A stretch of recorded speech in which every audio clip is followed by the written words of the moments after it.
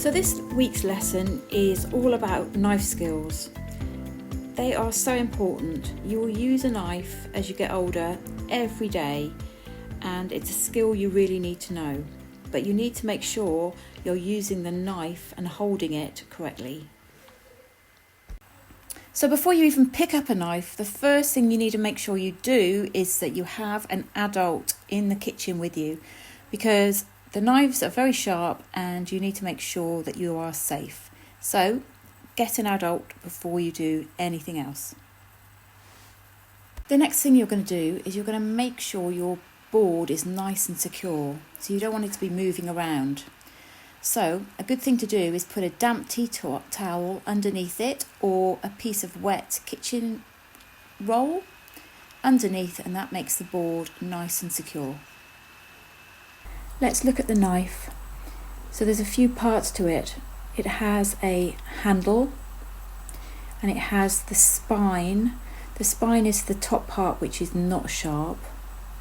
Then you have the point and the tip of the knife, which you can use to dig into fleshy parts of things that you're cutting. And then you've got the sharp edge, and that is usually slightly curved, and that's the part you do not touch. So the next thing you need to do is make sure you've got a really firm grip of the knife. You need to make sure your fingers are wrapped around the handle of the knife, and you're holding it nice and firmly. The next important thing is, when you're using a knife, is you always need to be looking at the blade when you're chopping. Always look at the knife, and as soon as you look away, you need to make sure you put the knife down.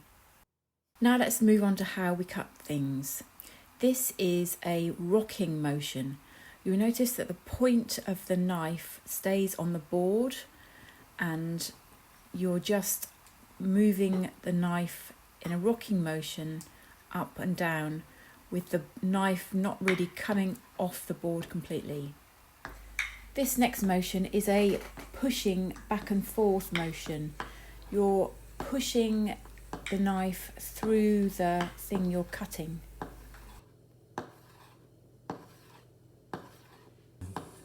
And this next one is a storing motion.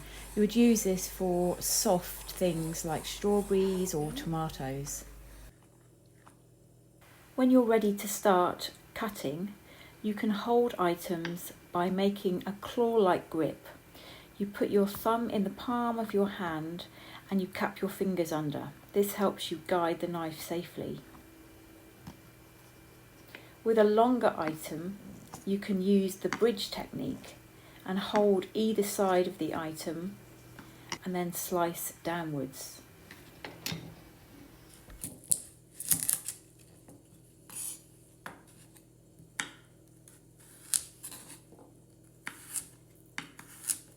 So that's a very basic guide to knife skills.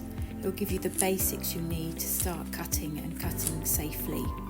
So make sure you have an adult with you and have a little bit of a practice, because in our next video we're going to use a couple of those skills to make something delicious. See you soon. Bye.